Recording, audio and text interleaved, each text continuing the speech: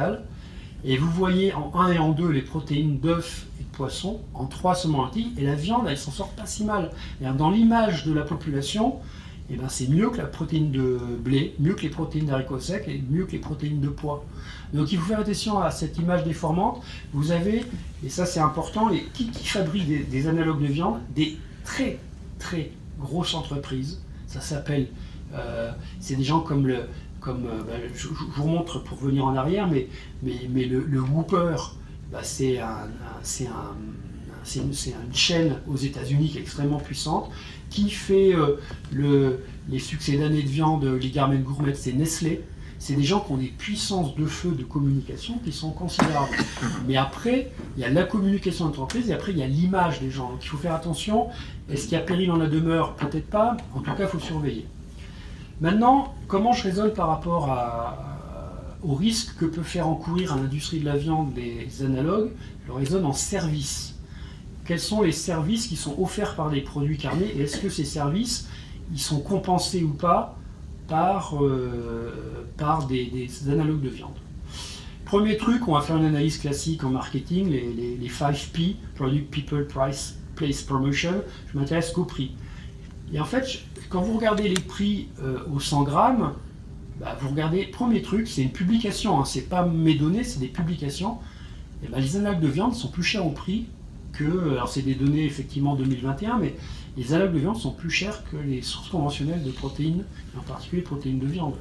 Et le deuxième point, ça c'est mes données, 2022. Moi ce que je fais, je ne regarde pas le prix à l'unité parce que c'est très subtil. Quand vous regardez surtout les deux colonnes de droite, Garmin Gourmet de chez Nestlé et Steak Haché, si vous regardez, vous dites, ah ben non, effectivement, Steak Haché, 475 € l'unité. Mais regardez bien, ils sont très malins chez Nestlé, ils ont réduit le portionnage. C'est-à-dire que la viande, ils vendent des portions à 130 grammes. Qu'est-ce que fait Garmin Gourmet? Ils vendent des portions à 113 grammes. Si vous le ramenez rien qu'au kilo, l'analogue il est plus cher. Maintenant, ce que j'ai fait, moi, c'est plus intéressant encore. Vous ramenez le prix protéique, l'analogue, il est beaucoup, beaucoup plus cher que des protéines de viande. Donc, c'est de ça qu'il faut faire attention. Le problème de votre consommateur, c'est que lui, il achète à l'unité, lui voit des points unités. Quand on enseigne à des étudiants en école d'ingénieur de commerce ce que c'est que le prix, jamais, très rarement, le client regarde au kilo, il regarde l'unité. Et d'ailleurs, c'est comme ça qu'on arrive à faire des crèmes glacées. Par exemple, il y a des crèmes glacées qui sont 12 fois le prix au litre d'une crème glacée premier prix. Mais on a réduit, au lieu de vendre 1 litre de crème glacée, on va vendre 200 ml. Et puis les gens ne voient pas. Ils ne voient pas qu'en réalité le prix est plus cher. Mais c'est un jeu qui est utilisé largement dans l'industrie agroalimentaire. Qu'est-ce que c'est euros par kilo par protéine? J'ai ramené tout, au lieu de ramener au kilo de produit, je vous ai ramené le prix du produit au kilo de protéines. Et quand vous ramenez au kilo de protéines, vous voyez que Garmin Gourmet est beaucoup plus cher. La protéine vendue dans le produit Garmin Gourmet est beaucoup plus chère que la protéine vendue dans le produit Charal. C'est ça que ça veut dire. Donc en fait, non, l'analogue n'est pas un avantage économique pour le client, il est plutôt un désavantage. Maintenant, on va s'intéresser aux critères de qualité. Sur les aliments, il y en a 5, pour en avoir plus dans d'autres produits. D'abord, un aliment, il a des vertus nutritionnelles. On mange pour se nourrir, c'est la base de la base, évidemment. Il a un autre critère de qualité qui est hédonique sensoriel. On le sait depuis quelques temps déjà. On sait qu'un homme, il ne mange pas que pour nourrir. Il y a des gens qui sont partis dans l'espace, qu'on envoyait dans des capsules pendant plusieurs mois. Et puis au début, on leur donnait que des petites pilules avec ce qu'il fallait en protéines, lipides, glucides, minéraux. Les gars sont redescendus sur Terre, on dit plus jamais vous faites ça. On a failli se tirer une balle là-haut. Parce qu'ils avaient zéro plaisir. Et on s'est aperçu, il y a même d'autres expériences. Par exemple, au 19e siècle, les Prussiens, le Kaiser voulait retrouver les langues originelles. Il a donné des consignes à des nounous de ne pas parler aux bébés. Les bébés sont morts. Ils se sont laissés mourir de faim. Il y a une relation évidente entre l'alimentation et le plaisir. C'est-à-dire qu'on ne peut pas se passer de ça. Et la preuve, vous pouvez toujours dire à quelqu'un, sauf à quelqu'un qui est fondamentalement engagé, et là vous les trouvez dans les magasins bio, mais sinon vous dites non mais je t'assure c'est bon pour ta santé. Les gars disent non mais c'est dégueulasse. Il faut vraiment avoir très très faim, il faut être en déficit grave d'alimentation pour accepter de manger des trucs dégueulasses. Donc on peut toujours avancer des données nutritionnelles, si c'est pas bon, c'est pas bon. Ensuite il y a des aspects sanitaires, hygiène et toxicologiques, il y a le service. Par exemple, moi j'adore le nouveau service rendu par Dossi. Pendant longtemps, les boîtes de conserve s'ouvraient que quand vous aviez des mains d'hommes manuels, c'est-à-dire qu'il n'y avait pas de service, en gros. Et tout d'un coup, Dossi a dit, mais on est complètement con. Et vous prenez maintenant les boîtes Dossi, vous les ouvrez, mais comme ça. Même vous vous dites, oh là là, mais ça a été stérilisé ou pas? Mais vous entendez le petit plop quand même. Ça s'ouvre, mais comme ça. Ça, c'est génial. Et pendant longtemps, cet aspect qualité de service a été négligé par l'agroalimentaire, d'une manière incroyable. Et puis maintenant, c'est un truc qu'on n'enseignait pas avant, il y a la qualité environnementale. C'est-à-dire qu'un produit doit avoir des vertus environnementales. Qu'est-ce que je ne peux pas tout faire aujourd'hui. J'ai choisi de centrer uniquement sur l'aspect hédonistique, nutrition et service. On va commencer par la praticité, c'est-à-dire la qualité de service. Eh bien, aussi étonnant que ça puisse paraître, mais manger une légumineuse, au niveau praticité, c'est très très moyen. À commencer par, si vraiment vous savez cuisiner, vous savez que des légumineuses, il faut les tremper longtemps. Ça met très longtemps à cuire, donc il y a du temps consommé, il y a de l'énergie consommée. Contrairement à ce qu'on croit quand on fait des bilans énergétiques, on est très stupide de voir, parce que souvent les gens, ils vous font des bilans énergétiques ou de la matière consommée au carbone à la sortie du champ. Non, il faut le faire à la sortie, quand c'est prêt à manger. Et quand c'est prêt à manger, eh ben, tout d'un coup, vous n'avez pas les mêmes bilans. Il faut toujours raisonner dans l'assiette et pas avant l'assiette. Quand vous raisonnez dans l'assiette, eh ben, vous retrouvez des bilans, des analyses du cycle de vie qui sont étonnants. Il faut aller jusqu'à l'assiette. Et les légumineuses, contrairement à ce qu'on croit, ça coûte cher parce qu'il faut les cuire très longtemps, car les protéines de légumineuses sont parfaitement indigestibles si elles ne sont pas cuites. On peut manger de la viande crue, en revanche on ne peut pas manger des légumineuses crues, et donc c'est pas le même problème. Et puis il y a d'autres problèmes, par exemple la flatulence. Les légumineuses sont riches en stiakiose, ça s'appelle de l'inconfort. Il y en a certains qui quand même à une époque nommaient ça des facteurs antinutritionnels. L'inconfort étant plus ou moins supporté, on sait qu'il y a des gens qui, avec très peu de volume de gaz intestinal, ont des douleurs intestinales considérables. C'est très interindividuel, et donc ça peut être de l'inconfort qui va jusqu'à la douleur. La viande, jusqu'à la dernière nouvelle, ne contient pas de stiakiose. Un autre point sur la praticité, quand vous regardez et vous comparez un analogue et puis une viande, par exemple, on va prendre un steak haché, vous arrivez, aussi surprenant que ça puisse paraître, à peu près à la même praticité. C'est facile à mettre en œuvre, la durée de cuisson à peu près la même, le mode de cuisson. En fait, vous avez le même service. Donc, qu'est-ce qu'on fait? Et moi, je fais partie, puisque c'est mon métier, hein. Moi, je suis un formulateur. Donc, si demain quelqu'un me demande, et on me l'a déjà demandé, j'ai travaillé un peu avec des gens comme Cargill ou des gens comme Eurogerm ou comme par exemple des producteurs de viande, moi je peux être capable de vous mettre en œuvre des choses pour arriver à des produits qui ressemblent vaguement à de la viande. L'idée c'est de faire un produit qui ressemble à la viande, et donc qui mime, la première chose, la praticité. C'est-à-dire qu'il faut que ça soit cuit vite. Une légumineuse, c'est emmerdant à cuisiner. En revanche, un analogue, il est conçu, fabriqué par des gens qui me ressemblent pour que ça ait la même praticité. Et du coup, on va regarder un peu plus en profondeur, parce qu'effectivement, elle a été conçue comme ça, mais est-ce que ça a vraiment la même valeur nutritionnelle? Est-ce que ça a la même valeur sensorielle? Et c'est ça qui va être plus intéressant, c'est que oui, on est capable de mimer la praticité d'une viande, mais vous allez voir, on n'est pas complètement capable de mimer des qualités nutritionnelles et sensorielles. Alors je vais commencer, alors c'est un peu décalé, je suis désolé, c'est le passage d'un ordinateur à l'autre. La première chose, c'est les analogues. C'est automatique. Hein. Non, c'est lui qui a coupé. Ouais.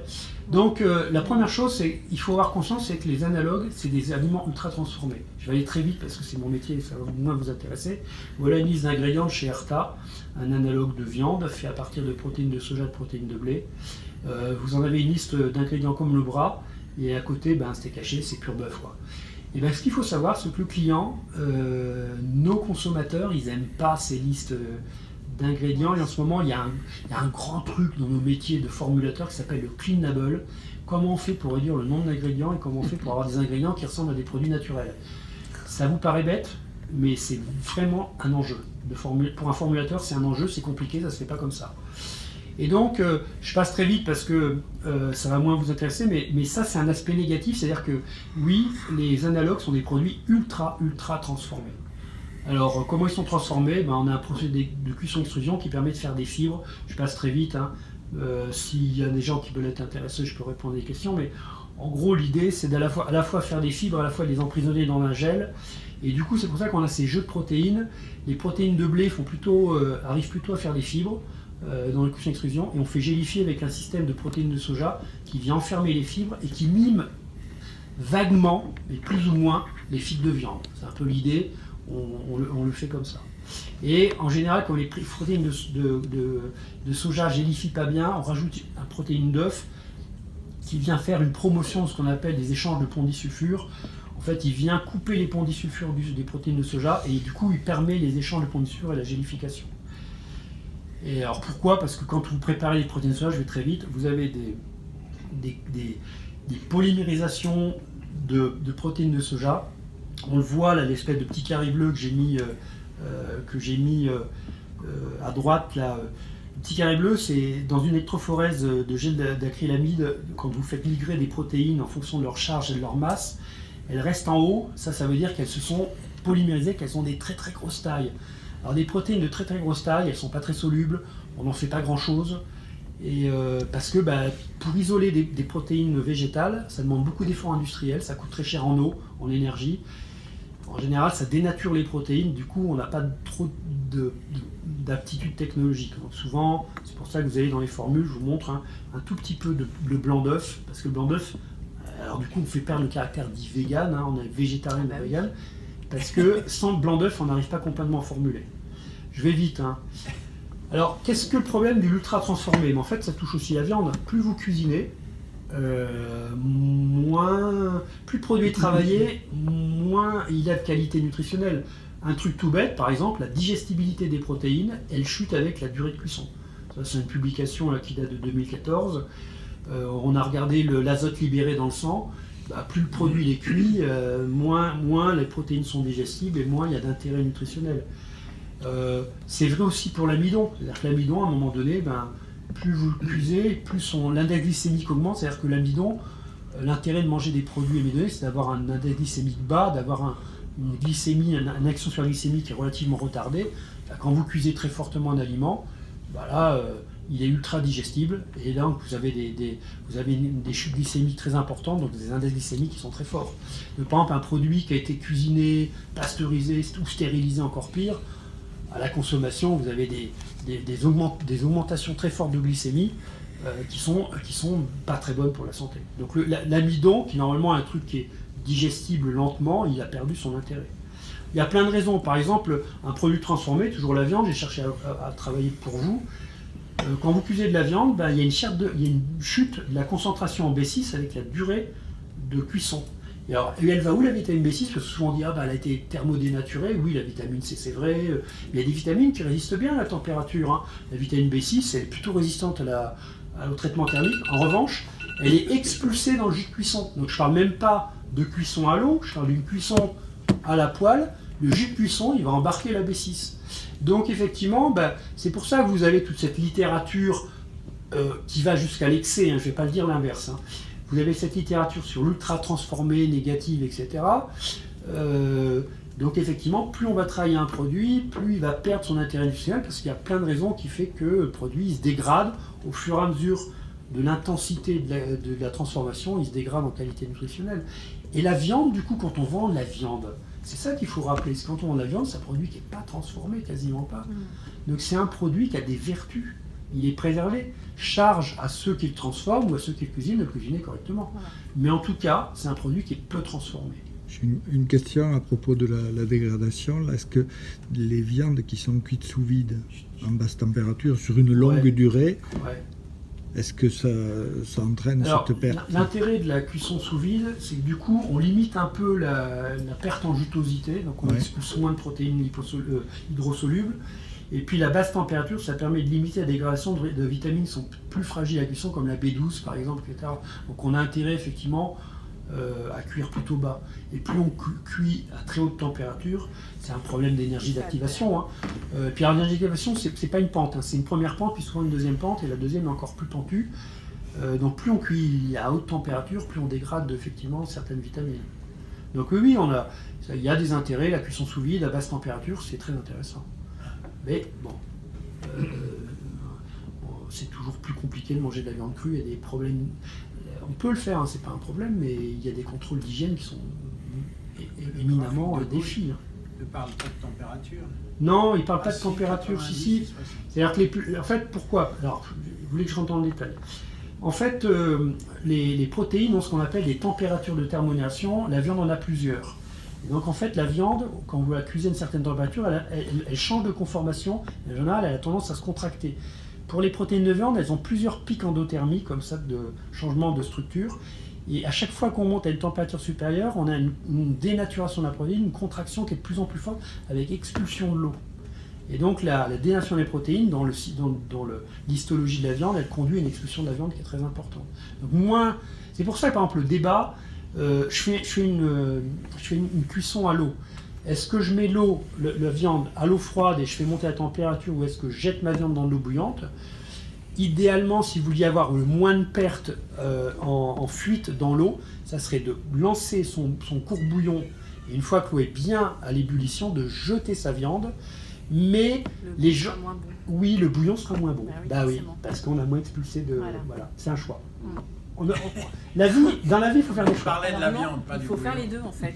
Il faut faire son bouillon et après Remettre un peu de viande Ouais. dans la deuxième partie. Parce Voilà. que sinon c'est vrai qu'il y a une déperdition forcément. Voilà. Ça, alors. Bon, c'est des petits détails, mais c'est intéressant, voilà. Alors, du coup, premier service pour moi, service nutritionnel. Quels sont les services nutritionnels de la viande? Est-ce que les analogues peuvent avoir les services nutritionnels équivalents à la viande? On va commencer par, à tout seigneur, tout honneur, les apports protéiques. Souvent, on vous dit, oh, c'est la même chose. Alors effectivement, encore une fois, les formulateurs, il faut bien savoir, hein, c'est des ingénieurs qui ne sont pas complètement stupides, ils vont faire en sorte que, à l'affichage en tout cas, il y ait la même composition. Donc vous avez une viande hachée qui a 21 grammes par 100 grammes.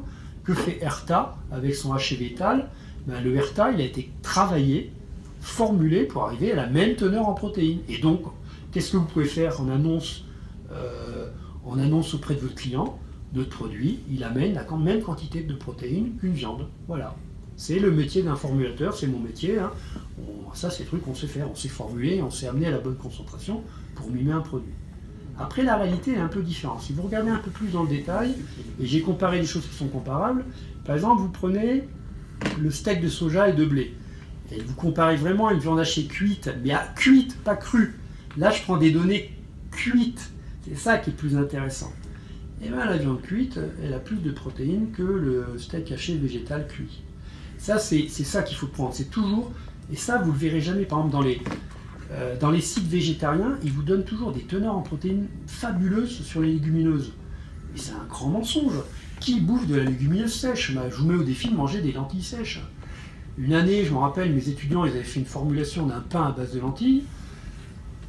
Avant de faire l'évaluation sensorielle, on va toujours au laboratoire départemental pour vérifier qu'il n'y a pas de problème d'hygiène. Pas de problème, on dit vous pouvez faire l'évaluation sensorielle.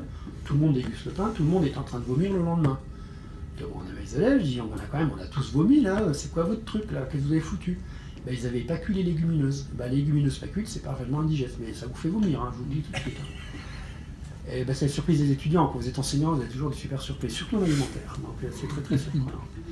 Et donc déjà premier aspect, c'est que les analogues commerciaux de viande, ils ont toujours des teneurs, quand on regarde un peu plus près, globalement un peu plus faibles que dans la viande. Mais surtout ce qui m'intéresse, c'est la qualité nutritionnelle, c'est qu'une protéine n'a pas l'équivalent d'une autre. Et il y a deux choses qui font qu'une protéine est bonne ou pas pour l'homme. Un, il faut qu'elle ait des apports qui sont satisfaisants en acides aminés essentiels, mais ça ne suffit pas, on oublie souvent ça. Non seulement il faut qu'il y ait des apports en acides aminés essentiels pour l'homme, et l'homme, il ne sait pas synthétiser tous les acides aminés, mais le deuxième point, il faut que les protéines soient digestibles. Vous avez des protéines qui sont difficilement digestibles. Donc si vous avez des apports en acides aminés mais que ce n'est pas digestible, ça ne marche pas. Et la digestion la plus intéressante, c'est pas de regarder à la sortir du côlon, on prend les fesses et puis on fait le bilan des fesses, parce que vous avez toutes les bactéries qui ont bossé. Non, non, non. Il faut le prendre avant le côlon, il faut le prendre au niveau de l'iléon. C'est très difficile parce que ça veut dire qu'il faut perfuser, donc c'est des manips qui sont difficiles. Il n'y a pas tant de données parce que c'est forcément des données de laboratoire difficiles à obtenir. Et quand vous faites ce qu'on appelle le DIAS, le Digestibility Ileon Amino Acid Score, qu'est-ce que vous regardez? Le bœuf, le porc en particulier, le porc fabuleux, les œufs, les produits laitiers, ils dépassent largement les légumineuses et les céréales. Donc, si vous regardez la valeur réelle, nutritionnelle d'une protéine de viande, c'est forcément au-dessus des protéines végétales. Je ne comprends pas l'échelle là du grand. En fait, je vous explique. Quand vous arrivez à 100%, vous avez satisfait avec un apport de... En gros, c'est calculé comme ça. Quand vous avez 70 grammes de protéines dans votre alimentation journalière, si vous avez un DIAS de 100, vous avez satisfait tous vos besoins d'acides aminés. Donc, par exemple, le porc, on est au-delà largement, l'œuf aussi. La viande, quand elle n'est pas trop cuite, effectivement, on amène à ça. Et puis, par exemple, vous prenez les lentilles, vous avez beau avoir vos 70 grammes de protéines de lentilles, en fait, vous avez qu'environ une cinquantaine de pourcents de vos apports en acides aminés essentiels qui sont satisfaits. Donc c'est très insuffisant. C'est une échelle acides aminés essentiels. Oui, en gros c'est ça. DIAS. Le DIAS, c'est la norme maintenant qui est reconnue par la FAO et l'OMS. C'est le critère de qualité qui est le seul reconnu maintenant par la FAO et l'OMS. C'est-à-dire qu'il en existe un autre qui s'appelait le aminoacide, alors il s'appelait le PDCAS, Protein Digestibility Amino Acid Score. Pendant longtemps, on a utilisé le PDCAS, qui n'est plus reconnu parce que le Protein Digestibility Amino Acid Score, il faisait le bilan entre ce que vous mangiez et ce qu'il y avait dans les fesses. On regardait ce qui avait été retenu. C'était une erreur parce qu'il y a une partie qui est retenue par votre corps, mais il y a une partie qui est retenue par les bactéries hôtes de l'intestin. Maintenant, avec le DIAS, on chinte les bactéries hôtes de l'intestin et on s'intéresse qu'à ce que réellement le corps récupère. C'est plus compliqué à mettre en œuvre pour les expérimentateurs, c'est pour ça qu'on a beaucoup moins de données, donc ça a été compliqué pour moi de trouver des données. Et les données entre le DIAS et le PDCAS sont très différentes. Donc vraiment maintenant, les gens qui connaissent vraiment bien la nutrition des protéines ne prennent plus le PDCAS, qui n'est plus une donnée reconnue, parce que parfois on avait, par exemple, typiquement pour le soja, on avait des Protein Digestibility Amino Acid Score qui étaient finalement relativement voisins du lait. Mais en fait, c'est parce qu'on prenait aussi en compte les bactéries hôtes de l'intestin. Maintenant, vous prenez le DIAS, quand vous prenez le tofu, le DIAS est très inférieur aux protéines de lait. Donc là, les véganes sont les deux derniers à droite là. Oui, on va aller plus loin. Et donc ils sont nettement mauvais en DIAS. On va aller voir les conséquences. Vous prélevez à quel stade là? Au niveau de l'iléon. Au niveau de l'iléon. Quel est le processus administrativo-politique qui a fait qu'on a pu aboutir au DIAS? Parce que là, ça suppose une sacrée discussion. En fait, il y a eu un congrès à Rome dans les années, je ne me rappelle plus parce que ça, je ne pouvais pas penser que vous m'avez posé bien. Il y a eu un énorme congrès à Rome où il a été décidé. Mais qu'est-ce que c'est que l'OMS et la FAO? C'est des gens qui s'intéressent à la faim dans le monde et à la malnutrition. Et on s'est rendu compte qu'il y avait des erreurs qui avaient été faites et qu'on corrigeait complètement pas tous les problèmes de malnutrition protéique en particulier. On s'est dit, mais oui, mais on fait une erreur, qui est une erreur scientifique. Hein. On prend en compte aussi ce qui est récupéré par les bactéries hôtes de l'intestin, il faut le chanter. Et donc, il y a un accord qui a été fait. Après, le législateur, en Europe par exemple, il vous demande d'indiquer sur vos listes d'ingrédients, enfin sur les apports nutritionnels, il vous demande juste de mettre la quantité de protéines. À aucun moment, il vous dit qu'il faut indiquer si elles sont efficaces ou pas pour l'homme. Mais comme pour le faire, c'est ma spécialité, il y a des gens qui vont vraiment très loin. Quand vous prenez des céréales pour petit déjeuner enfant, on met de la limaille de fer. Mais officiellement, il y a du fer. Mais on ne vous dit pas qu'il est biodisponible. On ne s'intéresse pas à ça. Ah, c'est pas vrai. Mais si, c'est vrai. Bien sûr que c'est vrai. C'est du fer métallique qu'on met. Ça a été pratiqué. Non, c'est pratiqué toujours. On met de la limaille de fer. Et vous savez pourquoi? Parce que c'est moins emmerdant de mettre du sulfate de fer, parce que le sulfate de fer, moi c'est mon métier. Hein. Le sulfate de fer, c'est un promoteur d'oxydation, ça va vous foutre un cirque dans la conservation de produits. Comme ça, on met du fer, voilà, et officiellement, dans la liste des ingrédients, c'est du fer. Ça ressemble comme ça. Ça n'a pas de sens. Il y a aucune limaille de fer. La biodisponibilité est très faible, elle Elle est à zéro. non, elle est un quart de celle du sulfate de fer, qui n'est pas extraordinaire non plus, donc voilà. C'est pas zéro, mais c'est faible. Le fer de l'hémoglobine, Oui, je vais en parler tout de suite. Mais vous allez trop vite, là. Juste là, pourquoi le bœuf il est en dessous parce que du la porc? C'est quoi qui digestibilité du explique fer, c'est un que- grand problème. Sans parler de l'émail. Et appuyez sur le micro parce qu'il y a François qui Ouais. vous entend Pardon. pas. Oui, moi Moi, je demandais juste pourquoi, enfin, qu'est-ce qui justifie que le Alors, bœuf soit en dessous du porc? Je ne peux pas t'expliquer parce que c'est des données que j'ai récupérées, mais c'est des données qui sont C'est vraies. la compo de... C'est l'apport en acides aminés essentiels et c'est aussi la digestibilité parce que c'est la combinaison des deux. Ah, Voilà. c'est la digestibilité nette. Voilà. Donc, bon, c'est pas une nouveauté. Hein. Ce qui était marrant, c'est qu'effectivement, on savait que les protéines d'œufs et de lait, c'était des protéines exceptionnelles en termes de qualité. Effectivement, le porc n'était pas trop considéré, et c'est une protéine Il est exceptionnelle. au Hein. sommet. C'est une protéine exceptionnelle. Ben voilà. Puis il y en a d'autres, hein, des avantages, hein, on va en parler. Sérieusement, j'ai jamais entendu ce que j'entends aujourd'hui. Et c'est sous quel, Merci. quel diamètre la poudre de fer, c'est sous quel...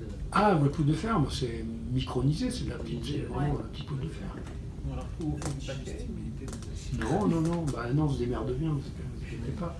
Vous savez pourquoi les pétales de maïs ils sont toujours avec du sucre ou du chocolat? Parce qu'il faut une colle. Soit la colle c'est du sucre, soit c'est de la matière grasse. Ouais. Voilà. C'est pour ça que ça marche comme ça. Alors, on va aller vite. Il y a eu un très bel article qui est sorti en 2019, je trouve génial. C'est quelqu'un qui a comparé finalement ce que les gens mangeaient dans un restaurant quand ils étaient végétariens ou pas. Et on s'aperçoit que les gens qui sont dans la proportion des gens qui ont fait des choix, ben en fait, les gens qui ont des DIAS égales ou supérieures à 100, ben 80% des consommateurs qui sont des non-végétariens, et ben, ils ont des DIAS à la sortie du restaurant qui sont supérieurs à 100. Et puis inversement, vous prenez les végétariens, ben, il n'y en a que 30%, et puis la plupart du temps, ben, il y a des gens qui ont des apports protéiques de très mauvaise qualité, voire des végétariens qui n'ont pas d'apport protéique. C'est-à-dire qu'il y a des gens, quand vous regardez, ils ont mangé des carottes et des poireaux, et puis bah, c'est tout. Bah, les apports protéiques, on peut comprendre qu'ils sont très faibles, probablement nuls. Ça, c'est marrant comme publication. C'est vraiment marrant comme publication, c'est de regarder ce que j'en mange effectivement. Et puis alors, c'est une espèce de controverse, il y a des gens qui disent mais si, on peut être végétarien. Alors vous connaissez M. Mariotti, hein.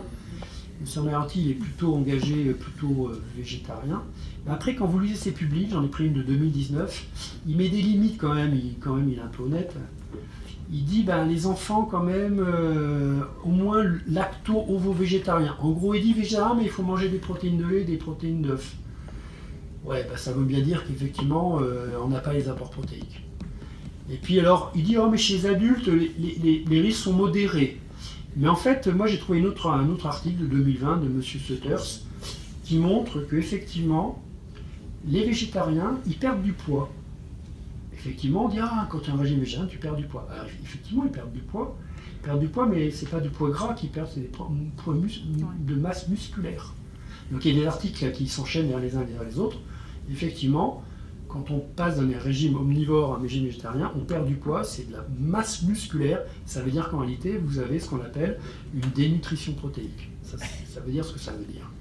Donc, effectivement, il faut revenir au DIAS pour comprendre ça. Et même quand vous combinez des légumineuses et des céréales, parce que c'est le grand truc des végétariens, combiner des légumineuses. Les légumineuses sont déficitaires en méthionine, entre autres, et les légumineuses et les céréales sont déficitaires en lysine. Donc quand vous combinez les deux, il y en a une qui a part de lysine, l'autre de la méthionine, mais ça ne suffit pas. Et alors je vais vous montrer pourquoi ça ne suffit pas. D'abord, en général, globalement, et ça c'est Mariotti, il reconnaît quand même que y a des risques de déficience en lysine, et surtout quand vous prenez, par exemple j'ai trouvé une publi de Draper en 2018, en gros, quand vous faites le bilan des apports acides aminés essentiels entre les gens qui mangent des produits animaux et des véganes, systématiquement les véganes, ils n'ont pas des apports satisfaits en acides aminés essentiels. Mais systématiquement. Et puis si on regarde par exemple le rapport entre la masse musculaire et la quantité de protéines animales, il y a une corrélation qui est vérifiée. Moins vous mangez de protéines animales, plus faible est votre masse musculaire. Parce qu'effectivement, il y a des problèmes de synthèse, parce que vous n'avez pas d'acides aminés essentiels. Il y a un truc dont on ne parle pas souvent. On parle souvent de la lysine, de la méthionine. On parle très peu de ce qu'on appelle les acides aminés branchés. Et pour rappel, leucine, isoleucine, valine, c'est des acides aminés indispensables pour l'homme. C'est-à-dire que l'homme ne sait pas les synthétiser. Et là, les carences sont très importantes quand on compare des gens qui mangent des produits animaux et des gens qui n'en mangent pas.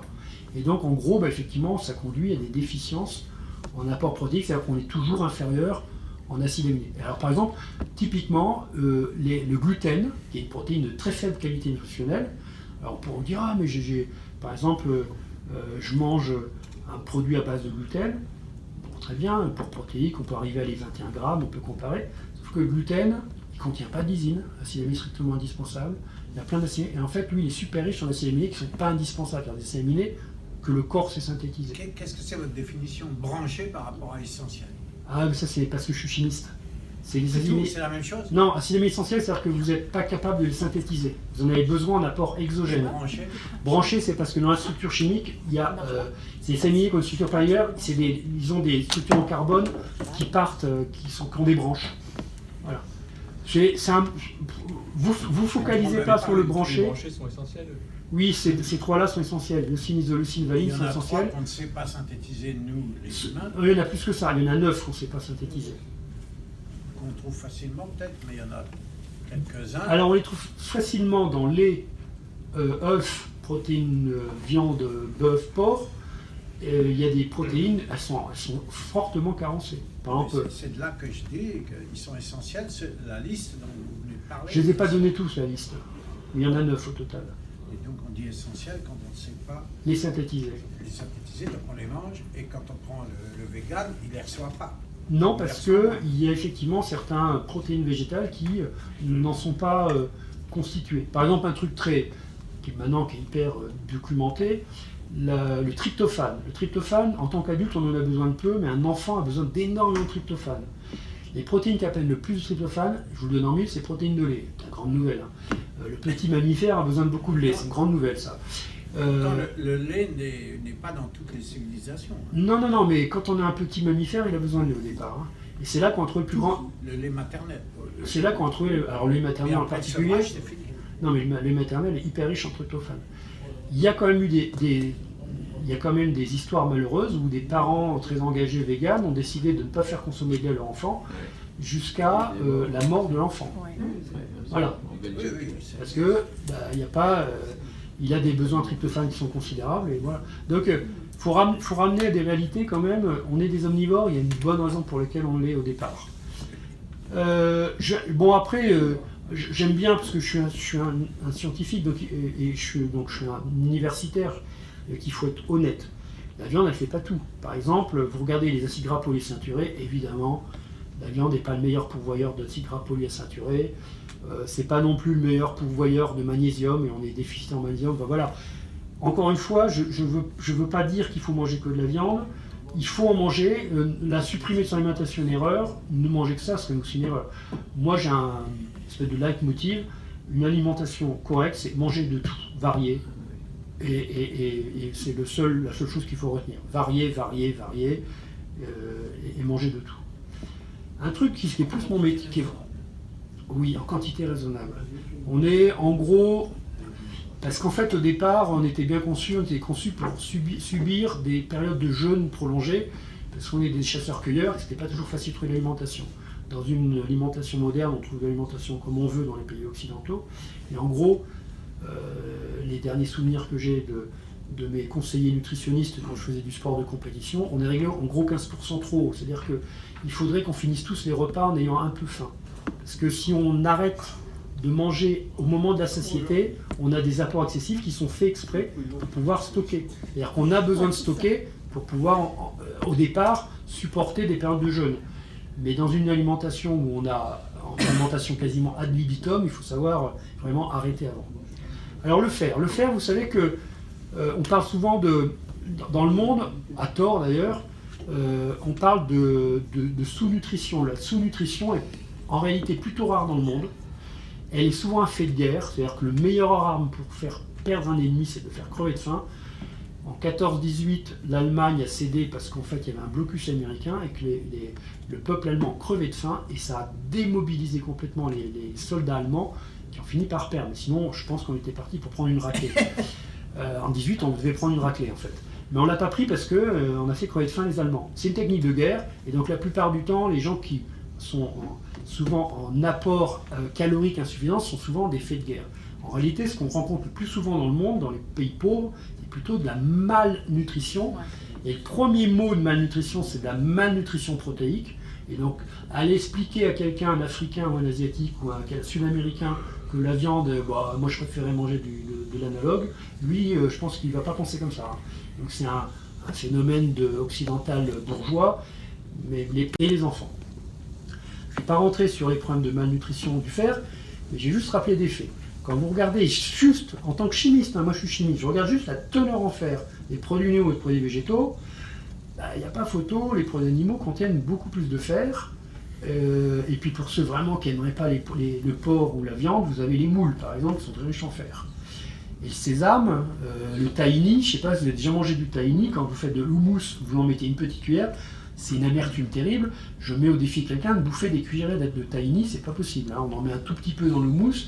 Voilà, donc les produits végétaux, globalement, je vous ai trouvé le tahini, la purée de simple, le produit le plus riche en fer. Mais le fer, c'est comme la même problématique, il y a la teneur théorique en acides aminés et puis il y a la digestibilité. Le fer, il y a la teneur en fer et sa biodisponibilité. Et là, attendez, on peut revenir. Là, où est la digestibilité dans cette... Pas, je vais le présenter tout de suite. Merci, parce que ça ne veut rien Tu dire. vas trop Non. vite, Pascal. C'est ce que je vais faire tout de suite. Je vous montre juste, mais je vous montre juste quand même la teneur en fer qui est déjà supérieure en produits animaux. Voilà, alors forcément, un bon formulateur d'analogue, qu'est-ce qu'il fait? Il va se débrouiller pour avoir des teneurs en fer qui ressemblent vaguement à la viande. Je passe sur les tableaux, mais nous les formulateurs, on va faire en sorte de mettre du fer pour que vous dites ah ben si, il y a du fer dans les produits analogues de la viande, donc c'est pas que la viande. Voilà, c'est le jeu du formulateur.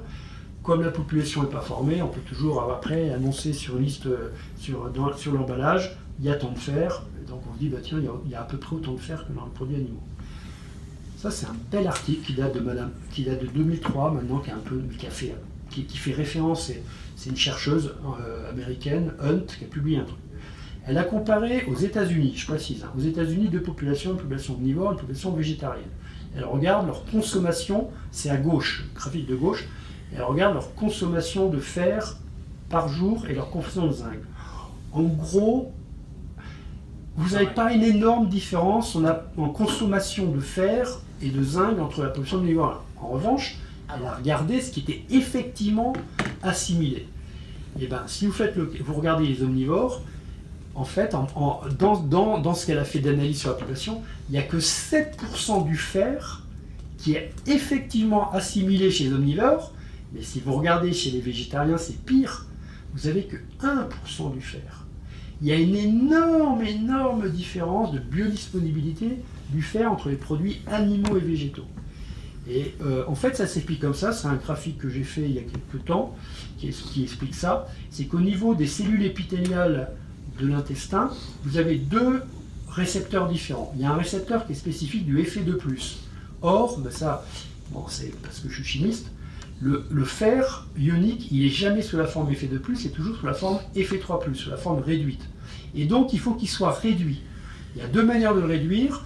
Il y a au niveau de la cellule, il y a un réducteur qui transforme le Fe3+ en Fe2+, qui le permet ensuite d'être assimilé par un canal spécifique du fer. Et il y a l'acide ascorbique. C'est pour ça qu'on recommande souvent aux végétariens de consommer des produits comme des lentilles ou des pois chiches qui sont relativement riches en fer, avec un fruit riche en vitamine C pour améliorer une biodisponibilité qui est très faible. Et puis il y a un autre récepteur spécifique de toutes les structures hémiques, donc hémoglobine, myoglobine, qui lui est ultra efficace parce qu'au départ, il est là parce qu'on a en permanence des hémorragies. On a des hémorragies intestinales et au niveau estomacal, on a des hémorragies. Donc le corps, il est fait pour éviter d'avoir des pertes sanguines énormes, il est fait pour récupérer au maximum l'hémoglobine. Mais du coup, ce système, il marche aussi dans l'alimentation, c'est qu'il récupère l'hème. Et du coup, quand vous regardez au total la biochimie du fer entre un fer ionique, qu'on trouve que dans les végétaux, et un fer hémique, qu'on trouve dans les produits animaux, eh ben, la biochimie est très différente. C'est-à-dire qu'un fer hémique, en gros, la biochimie est de 10 à 25%, un fer ionique, c'est 2 à 5%. Et ça, c'est réglé par l'homéostasie. Je crois que je n'ai pas montré le graphique, mais en gros, plus vous êtes déficitaire en fer, plus votre corps va devenir performant pour récupérer du fer. Donc du coup, un végétarien qui est en déficit grave de fer, il va un peu améliorer sa performance, mais il arrive à 5% du fer. quelqu'un qui est déficient en fer et puis qui va manger du boudin, il va récupérer 25% du fer du boudin, ce qui est énorme.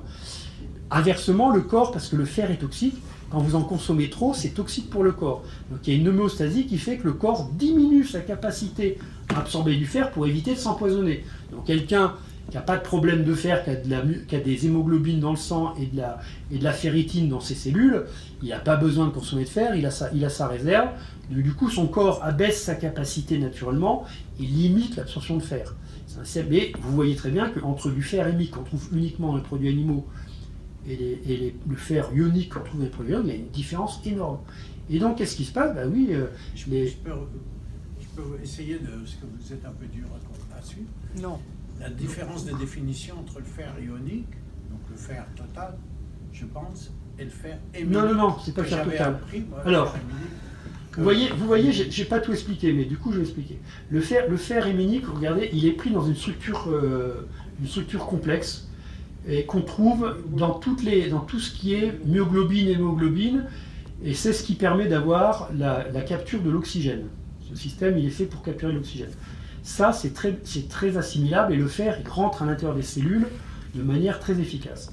À côté de ça, vous avez du fer ici, là, vous voyez la Fe3+, il est lui sous une forme ionique, il est souvent associé, alors je ne vais pas rentrer dans le détail, mais il est souvent donné à ce qu'on appelle de l'acide phytique, qui est un très puissant complexant du fer. Ce qu'il faut se rappeler, c'est qu'une graine, ce qu'on mange, les graines, au départ, elles ne sont pas faites pour nourrir des hommes. Les graines, elles sont faites c'est pour ça que les protéines végétales des graines sont très peu biodisponibles, enfin très peu biodégradables, mais le fer très peu utilisé, c'est qu'une graine c'est une réserve. Et l'idée c'est qu'il n'y ait pas de lessivage. Donc la graine elle est dans le sol, il ne faut pas que les minéraux soient lessivés, il ne faut pas que les protéines elles soient digestibles, et donc tant que la graine elle n'a pas germé, eh ben, il n'y a pas de libération. Et d'ailleurs les végétariens qu'est-ce qu'ils font? Ils font une levée de dormance justement pour commencer à libérer des protéases, pour commencer à libérer des phytases, pour commencer à libérer du fer. C'est pour ça que le trempage est intéressant chez les végétariens quand vous consommez des légumineuses. Le fait de les faire tremper, vous faites une levée de dormance, et du coup ça permet de rendre biodisponible. Parce que la plante, elle va commencer à se démarrer, donc il faut que tout d'un coup les besoins en azote qu'elle a et les besoins en fer soient disponibles. Mais ça reste des produits qui sont, les aliments où le fer est peu biodisponible. Et le fer ionique, il est sous une forme qui n'est pas associée à ce qu'on appelle la structure hémique, que je vous montre là dans le carré de droite, qui elle donne la couleur rouge à la viande, qui est responsable de la fixation de l'oxygène. Donc c'est une distinction de chimiste, hein, c'est une distinction entre deux états du fer, un fer qui est associé à une structure protéique pour simplifier, qui est la myoglobine et l'hémoglobine, et un fer qui est associé à d'autres éléments, mais en tout cas qui n'est pas associé à des protéines. Bon, il me faudrait plus de temps pour faire des bases de... Oui, j'avais une mémoire du pourcentage de fer héminique par rapport au fer total.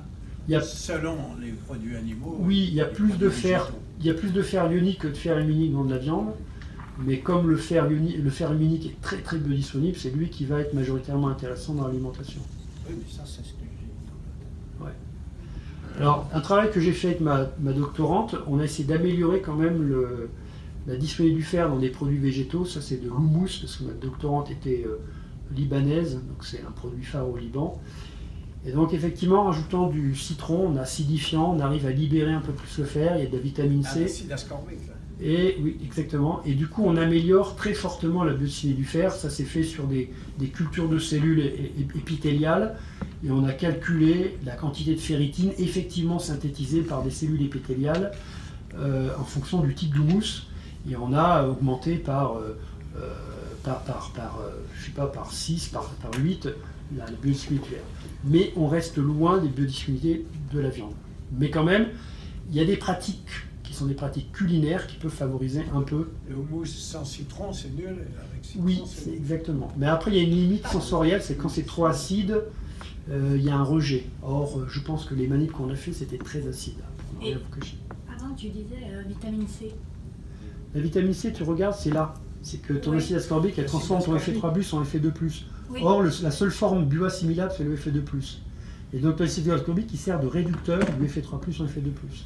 D'accord. Non, c'est juste vitamine C. Moi, je Pour moi, vois l'orange et pas la... Enfin, c'est pour ça. Ah oui. C'est là, je me disais, tiens, il faut de l'orange et le diapo d'après, il faut Ouais. mettre du citron. Non, mais si vraiment je devais mettre le produit le plus riche en vitamine C, je mettrais de la cérola, qui est une petite cerise, Oui. qui est la plus riche, plus riche des fruits en vitamine C. Le persil est très riche, mais on n'en mange pas des kilos. Le kiwi est très riche en vitamine C. Dijon, le cassis est hyper riche en vitamine C. C'est pour ça que le régime libanais. Pour moi, c'est est bon. synonyme. Taboulé. Vitamine C, acide ascorbique. Oui. On va parler de quelque chose qui est encore moins connu, et pour la peine, ça vaut le coup de le Mais ça, connaître. c'est la viande de bœuf. Hein. C'est la vitamine B12. La vitamine B12, quand vous regardez, il n'y en a pas dans les légumineuses, c'est tout à droite. Il n'y en a pas du tout dans les légumineuses. On en trouve dans les produits animaux et essentiellement, on en parlait à midi, les abats. Les abats, le foie, le rognon sont très très riches en vitamine B12. Et alors, il y a un truc particulier. La vitamine B12, c'est une carence qui est très fréquente chez les végétariens, en particulier chez les végétaliens. Et cette carence, elle conduit à une anémie, qui est tellement difficile à soigner que les médecins la nomment anémie pernicieuse. Vous mettez 5 ans à installer une anémie à la B12, vous mettez 10 ans à vous en sortir. Ah, c'est 10 ans. Ah bon, C'est un truc, c'est une saloperie ce ça, truc. c'est pas fini dès qu'on change de régime? Non, c'est très long à corriger. Et cette anémie, c'est pour ça qu'il l'appelle anémie pernicieuse, elle met longtemps à s'installer, elle met très longtemps à sortir. Parce qu'en fait, la B12, elle sert à la synthèse de cellules, etc. Donc c'est vraiment terrible. Et la B12, le problème le plus grave, c'est qu'on vous vend des produits végétaux dont on dit qu'il y a de la B12, mais il n'y en a pas, c'est ce qu'on appelle des analogues de B12. Par exemple, la spiruline, non, ne contient pas de B12, c'est un analogue de B12, et c'est encore pire, il vaudrait mieux qu'il n'y en ait pas, parce que l'analogue de B12 vient interagir avec le récepteur de la B12 et prend la place de la B12 et empêche la mission de la B12. Donc c'est pire que tout. La spiruline Ouais. C'est une cochonnerie. Je viens d'avoir Cauchemar des un véganes. formulaire où le type dit tout l'inverse. Non, mais c'est pas vrai. C'est un agriculteur qui vend ça. Bah oui, mais ça m'écoute. Alors, je vais vous donner des données. Par exemple, j'ai des publications. J'en ai deux. Hein. J'ai une publication, enfin j'en ai une de 85 là dans The Lancet. Ils ont fait une analyse sur des végétariens de longue date, une population indienne. 66% de ces Indiens végétariens étaient carencés en B12, 14% trouvaient en anémie pernicieuse et 63% étaient carencés en fer. C'est pas compliqué. Ces gens-là, c'est quand même des gens dont la culture culinaire est optimisée. C'est-à-dire qu'on a des végétariens qui savent ce que c'est qu'être végétarien. Je parle de gens qui savent rien. Ces gens-là, malgré leur grande connaissance d'une alimentation essentiellement basée sur les végétaux, présentent des carences. Alors qu'on a affaire à des gens qui vraiment ont une culture qui normalement devrait plus ou moins les préserver de déficits et de maladies carencées. C'est des végétariens indiens. Oui, mais je fais exprès, c'est-à-dire que c'est des gens qui ne sont pas c'est pas des apprentis végétariens comme en Europe, c'est des gens qui savent très très bien manger et qui savent, malgré l'absence de produits animaux, avoir des apports nutritionnels relativement satisfaisants. Malgré tout, ils présentent des carences. Mais c'est terrible. La vitamine D, je passe vite parce que voilà, c'est essentiellement dans les abats, mais sinon, bon, c'est les poissons. Vous trouverez la vitamine D essentiellement dans les produits de la mer. Pas beaucoup. Je le montre là sur le graphique, pas tant que ça. C'est vraiment le produit de la mer.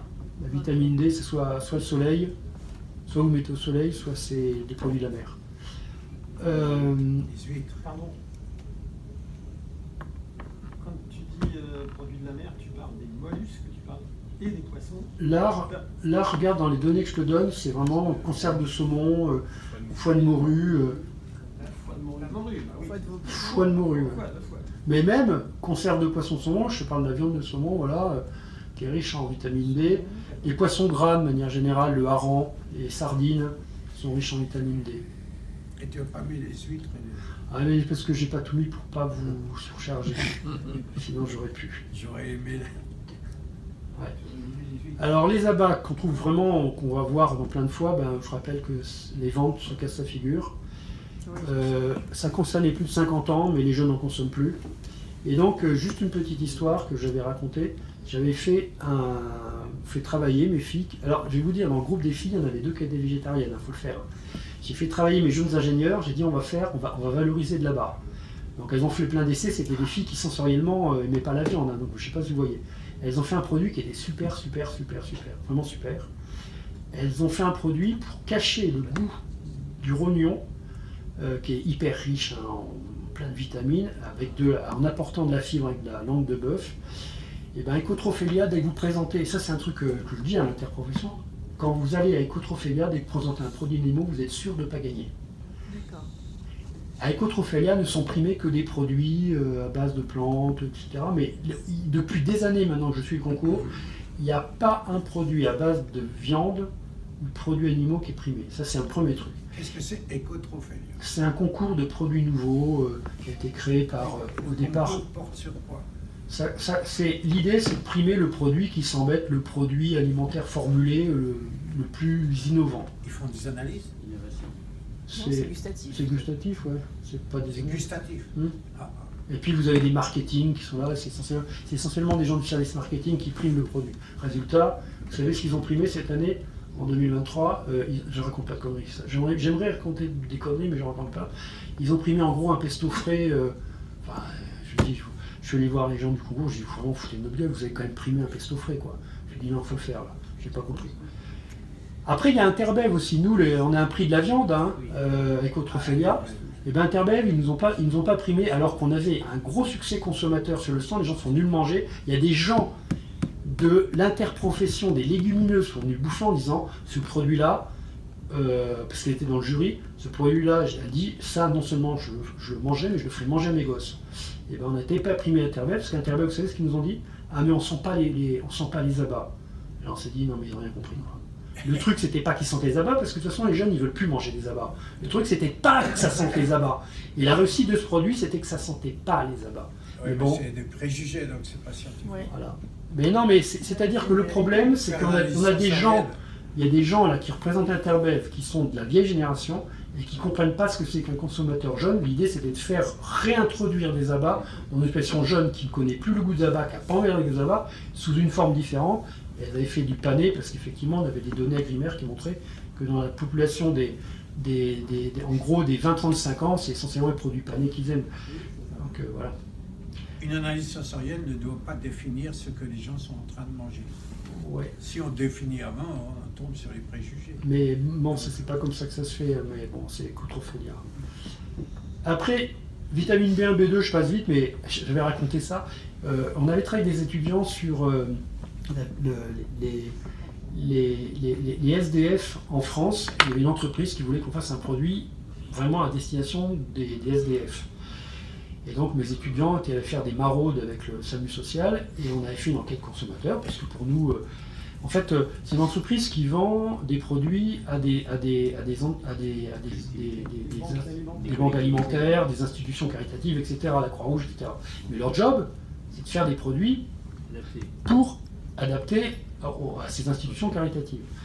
Donc c'est une entreprise qui était spécialisée plutôt dans les produits de grande urgence dans des famines africaines.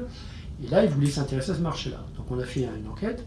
Alors ce qui est ressorti dans l'enquête, c'est que, bon, c'est triste, mais c'est comme ça, un des grands problèmes des SDF, c'est que 90-95% sont plutôt alcooliques et qu'ils ont des carences en B1 très importantes.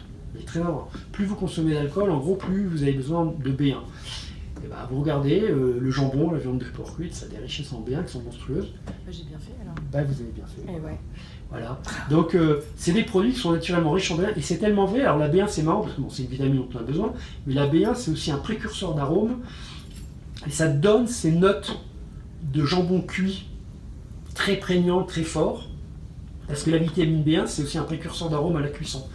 Donc il y a une partie de la B1 qui est dégradée à la cuisson, mais la dégradation de la B1 donne des molécules d'arôme qui sont très agréables et qui ont des seuils de perception sensorielle très très basses.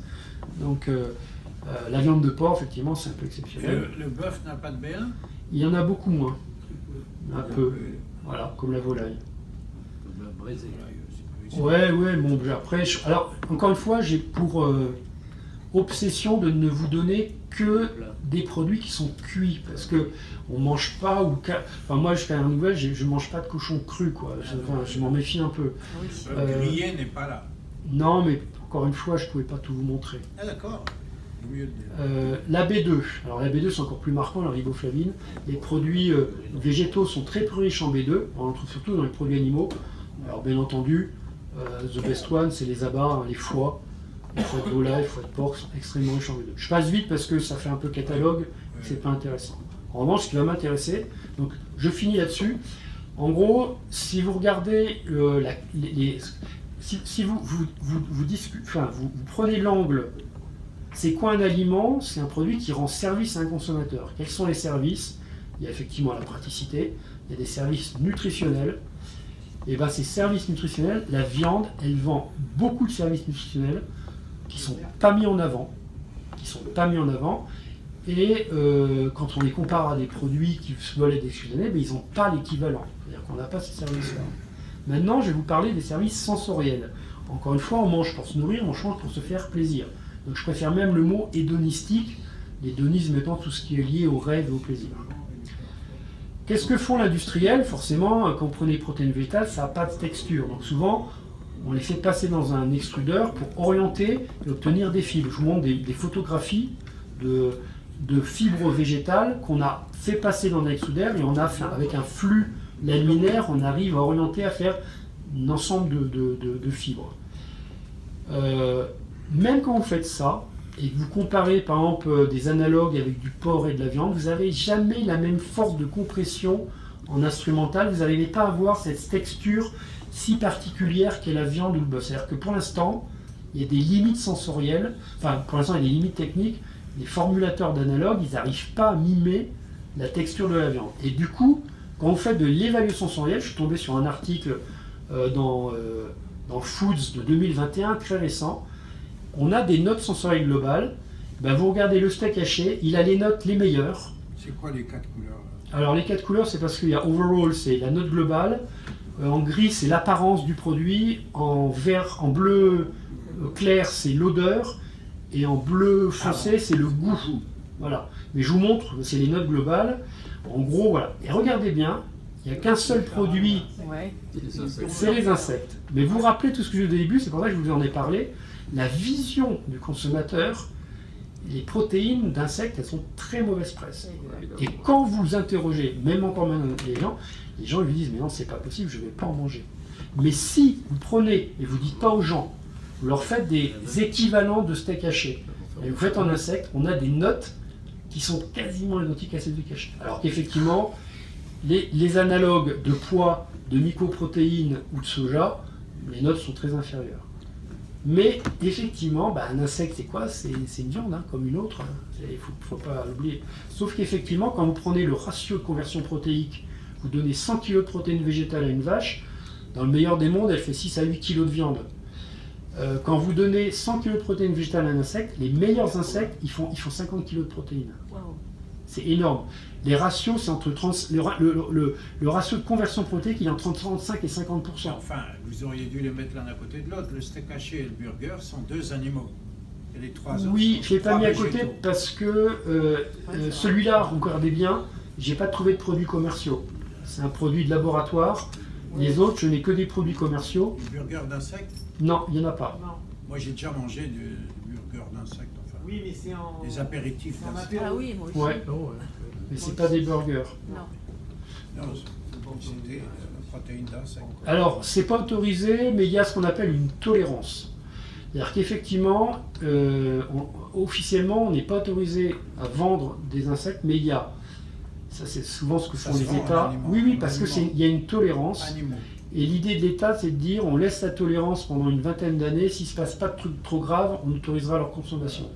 En gros, c'est un peu comme ça qu'il Il n'y a fonctionne. personne qui veut Dans le burger d'insectes, il n'y a absolument pas de protéines animales autres que les insectes. Ouais. Les gens qui ont fait la publication, ils ont fabriqué leur burger de telle sorte à avoir... C'est pas un complément. Non, non, non. C'est vraiment que de l'insecte. Et Ah. pardon. Allez-y.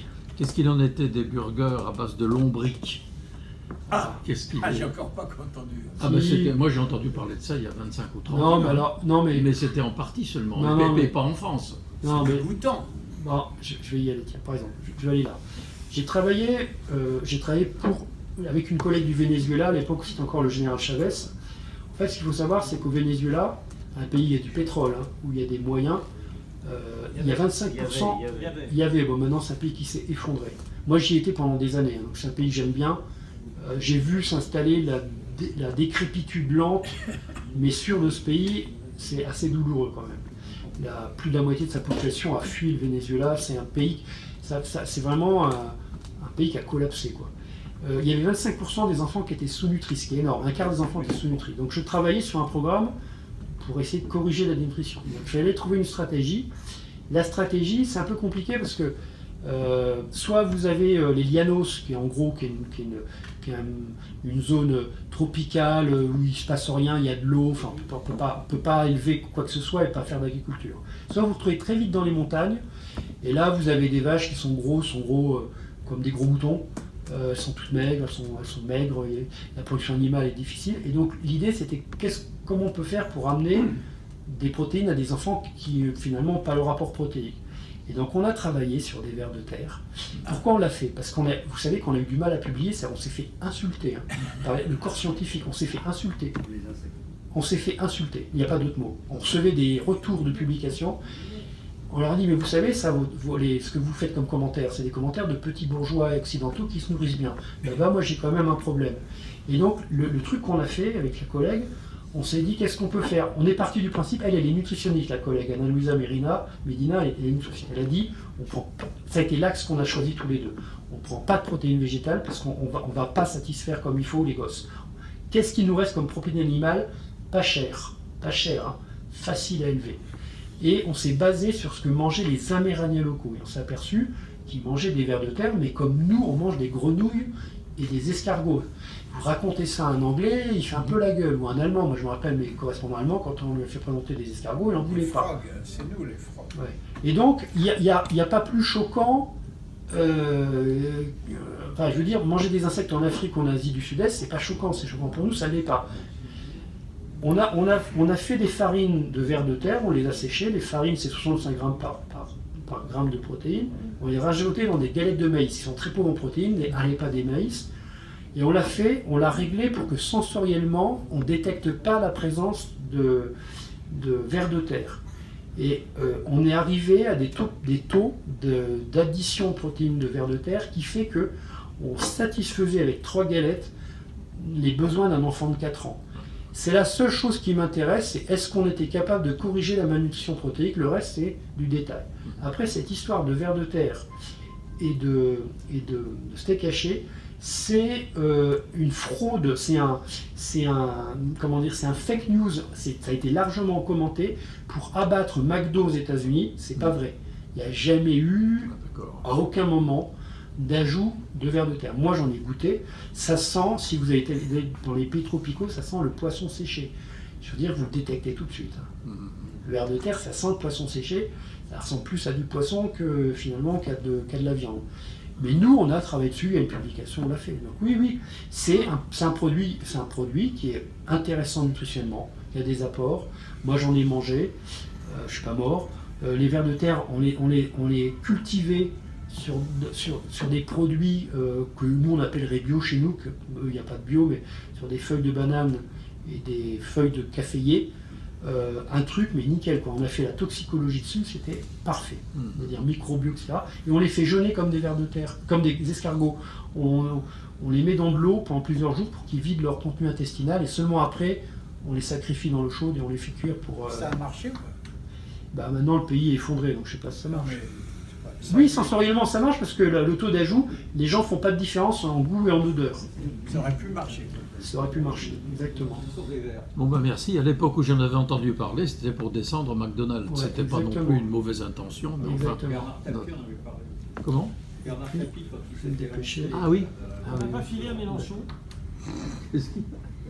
Non, mais... Il allait souvent... Ouais, là-bas. Un autre truc que je vais vous raconter qui est vachement intéressant. Il y a des gens qui essayent de mimer le yaourt, les protéines animales, avec des protéines végétales. Vous avez ce qu'on appelle le soyourt, le yaourt au soja.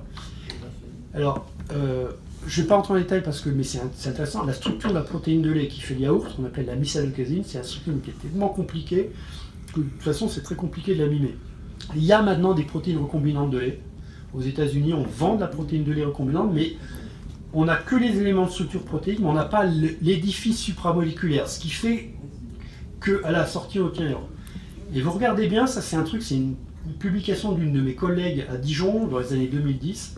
Elle a pris 2 populations. Une population française qui connaît les produits laitiers, mais ne connaît pas les produits au soja, Et elle a pris une population vietnamienne qui connaissait bien les produits au soja, mais qui ne connaissait pas les produits laitiers.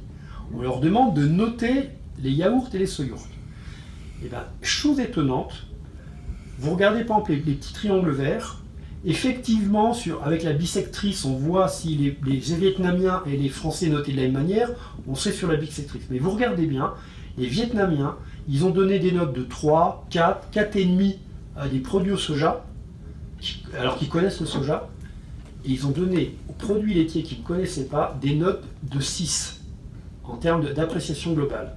Alors effectivement, moins surprenant, les Français qui sont habitués aux produits laitiers, au lieu de mettre des notes de 6, ils mettent des notes de plutôt 6,5, et les produits de soja, au lieu de mettre des notes de 3 à 4, ils ont tendance à mettre des notes de 2 à 4, des notes un peu moins bien.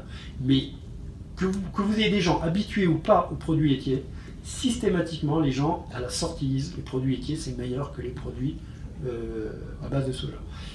Et j'ai essayé de trouver les mêmes choses sur la viande, mais j'ai pas trouvé. J'aurais aimé vraiment trouver des comparatifs, mais il suffit de faire l'essai à l'aveugle pour se rendre compte que, voilà, il n'y a pas de différence. On ferait noter, on dirait pas aux gens, voilà, vous notez juste, on leur dit pas c'est de la viande, c'est des succès. On dit voilà, vous notez, vous dites ce que c'est. On fait une analyse sensorielle de type hédonistique, on aurait des différences qui seraient marquées. Alors, il y a quand même des choses, puisque vous m'avez fait venir, sur lesquelles il faut que je vous attire votre attention, parce qu'il y a des points de vigilance, des progrès récents. Premier point, il y a effectivement une liste d'ingrédients, et on est en train de les diminuer. C'est-à-dire que vous voyez, par exemple, je vous montre les dernières listes d'ingrédients, on a beaucoup diminué la liste d'ingrédients, il n'y a plus d'œufs, il n'y a plus de gluten, on ne met que des protéines de soja, parce qu'on a travaillé sur les mécanismes d'extraction. La couleur rouge, on n'a que des concentrés végétaux. Donc betterave, pommes, carottes, hibiscus, pour arriver, cette espèce de mélange pour arriver à un rouge qui ressemble vaguement à un rouge de viande. Donc il y a des efforts énormes pour réduire la liste des ingrédients. Et surtout, je voudrais vous montrer un truc, c'est que comme effectivement il y a des faiblesses nutritionnelles, on commence à apparaître, je suis allé chercher des publications, on commence à voir apparaître des fortifications des succédanés. Il y a des succédanés où on commence à rajouter du fer, ou de la vitamine B12, ou du zinc. Ça commence à apparaître. Donc du coup, il va y avoir forcément, l'industrie qui est derrière va réagir, elle va faire des compensations nutritionnelles. Et surtout, je voulais vous parler de ça c'est un truc qui est vraiment important. Le fameux, toujours le Whopper de Burger King aux États-Unis, ils colorent leur viande végétale maintenant avec une hémoglobine végétale qu'on appelle la leg-hémoglobine. La leg-hémoglobine, c'est une métalloprotéine, qui a une structure hémique, qui se trouve dans les racines des fabacées. Sauf que dans les racines des fabacées, il y en a très peu, donc on n'extrait pas. En revanche, aux États-Unis, ils ont une autorisation depuis 2019 par la FDA d'utiliser une protéine recombinante, et cette protéine recombinante, c'est la protéine, c'est la leg-hémoglobine. Et la leg-hémoglobine, elle donne une couleur rouge, la même que l'hémoglobine et la myoglobine, c'est-à-dire à s'y méprendre. Mais plus étonnant encore, c'est une publi de 2006, on a comparé la biodisponibilité du fer entre différents éléments, le fer, le sulfate de fer, voilà, qui va être la référence 100, et ben la leg-hémoglobine de soja, elle a à peu près la même biodisponibilité que le fer, que l'hémoglobine de bœuf. Donc, pour l'instant, en Europe, les protéines recombinantes ne sont pas autorisées en alimentation. Il faut savoir qu'aux États-Unis et à Singapour, il y a 2 protéines qui sont autorisées maintenant en alimentation humaine, c'est la leg-hémoglobine et c'est une protéine de lait, une des caséines, je ne sais plus laquelle. Vous avez dit on l'extrait de quoi la leg-hémoglobine? Au départ, des racines de fabacées, de légumineuses. Donc là c'est marqué soja. Oui, là c'est soja en l'occurrence. Ils arrachent la plante et ils extraient? Là en fait ce qu'on a fait là, on a fait manger des extraits de racines de soja. C'est pas industriel. Non, et là on voit qu'effectivement la bisphénol n'est pas très importante. En revanche, avec la leg-hémoglobine recombinante, on a des biodisponibilités qui sont voisines de celles de l'hémoglobine bovine. C'est quand même intéressant. Ah, c'est très intéressant, mais ça vous montre que des produits que vous pouvez considérer comme des concurrents indirects pourront demain être peut-être vos concurrents directs sur le métier. Sauf que c'est la racine. Quel est le prix de ce genre de... Ah, ça c'est Et pas y a dit, de c'est une marché, bonne ça question. existe Ça. pas. Je sais pas. Non, j'en ai aucune idée, mais forcément c'est un coût. forcément c'est un coût. La racine de soja, c'est pas des pédoncules, c'est pas des pommes de terre. Hein, c'est Non. une racine normale. Parce que c'est quand même un peu le nerf de la guerre, le prix final. Ah oui, Ouais. pour extraire la. Toujours pour aller dans le même sens, l'hémoglobine. des qualités. C'est-à-dire que si on raisonne toujours en qualité, est-ce que mon produit il amène des qualités nutritionnelles équivalentes? Est-ce que mon produit il amène des qualités doniques équivalentes? Est-ce que mon produit il amène des qualités environnementales équivalentes, etc. Sur le critère qualité nutritionnelle, il y a maintenant des articles. Pour l'instant, j'ai pas vu de produit pour l'instant qui sort. Il y a des articles récents qui montrent que maintenant, notamment avec Lactobacillus reuteri, on fait synthétiser de la vitamine B12 dans la fermentation de tofu ou dans des soyourts. L'idée, c'est que ces produits végétaux qui au départ n'ont pas de B12 vont en avoir. Il y a aussi du lupin, un tempeh de lupin. Le tempeh, c'est au départ, traditionnellement, le tempeh, c'est des graines de soja qui sont agglomérées avec un espèce de tissu filamenteux, parce qu'en fait, vous avez une moisissure qui vient associer ces graines. Ça se mange, moi j'en ai déjà mangé, bon après il y en a qui n'aiment pas. Et en fait, dans ces trois produits, on a maintenant des fermentations, on a utilisé des micro-organismes qui synthétisent la B12 et qui vont donner à des produits végétaux la B12. Donc l'axe qui sera un axe de communication de la viande, on a des avantages nutritionnels, il y a certaines portes qui vont se fermer. B12, fer, c'est des choses qui peuvent se fermer à l'avenir. En revanche, il y a l'apport protéique pour l'instant qui reste une noche, mais souvent on a cette obsession dans l'industrie alimentaire de communiquer sur la nutrition.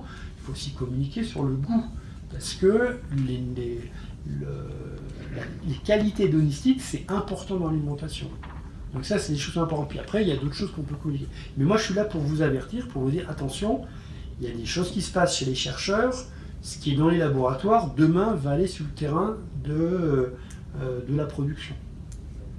Voilà ce que je voulais vous présenter aujourd'hui.